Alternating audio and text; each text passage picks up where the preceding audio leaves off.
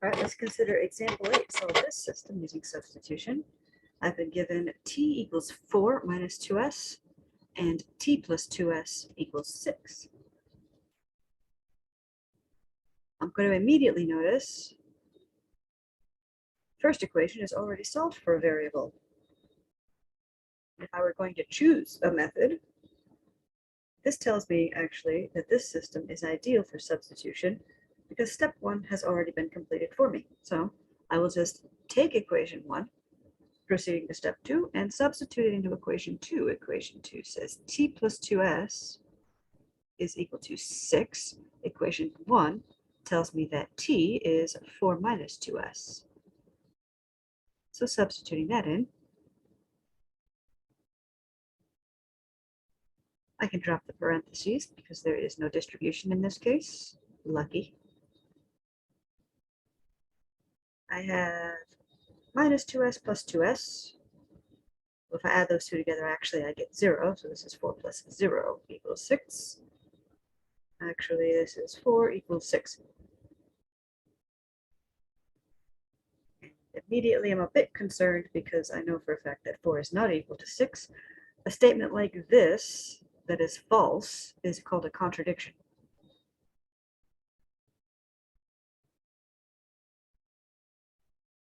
Anytime I'm solving a system and I end up with a contradiction like this, well, the first thing I'm going to do if I find this is go back and check my algebra and make sure I haven't made a mistake. But if it happens a second time, well, I've got a contradiction. Contradiction means false statement. False statement tells me there is no solution. This system is inconsistent.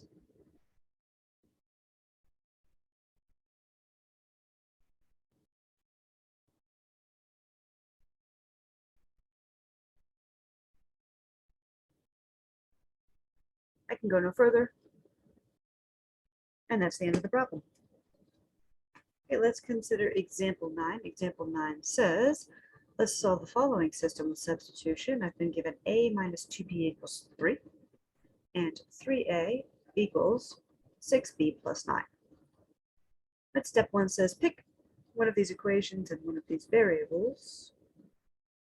I'll pick equation 2 and variable a because this is almost done. Step 1's almost finished for me. I have 3a equals 6b plus 9.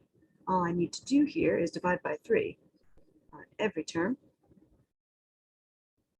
That'll give me that a is equal to 6 divided by 3 is 2, so 2b, and 9 divided by 3 is 3. And that's step 1 complete. Step 2 says, all right, take that information and put it in the other equation. I was given a minus 2b equals 3. I also have that a is this. So I'll put that in for a, 2b plus 3 minus 2b equals 3.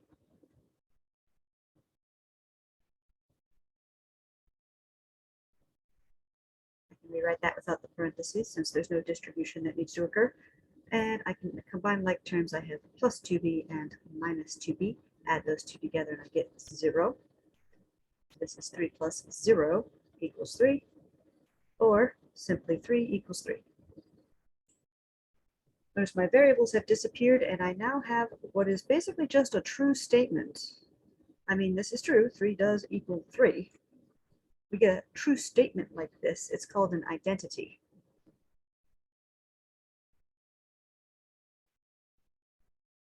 If I end up with an identity, well, first I'm going to check my algebra, make sure I didn't do something silly. It's always possible.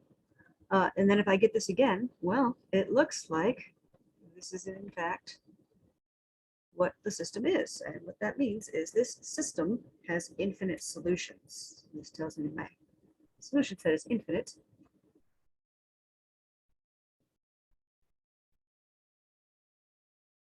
And if you think back to just a bit ago in 3.1, we said what happens if we have infinite solutions? Well, that means that these two things are collinear, means they're essentially the same line, and any point on that line is a solution.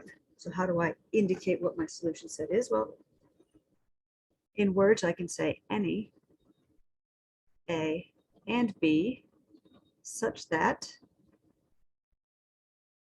And then I can just pick up one of these equations. So I can pick up one and say, all right, any A and B such that A minus 2B gives me 3.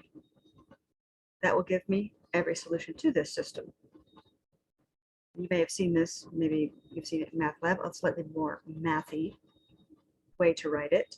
This will indicate a set. It is the set of all ordered pairs, A comma B, such that, I say such that with this vertical line. And then again, I will just pick up one of these equations, any ordered pair AB such that A minus 2B is equal to 3. So either one of those will do. And in chapter 4, we will be looking at writing solution sets in this way. It's called set notation.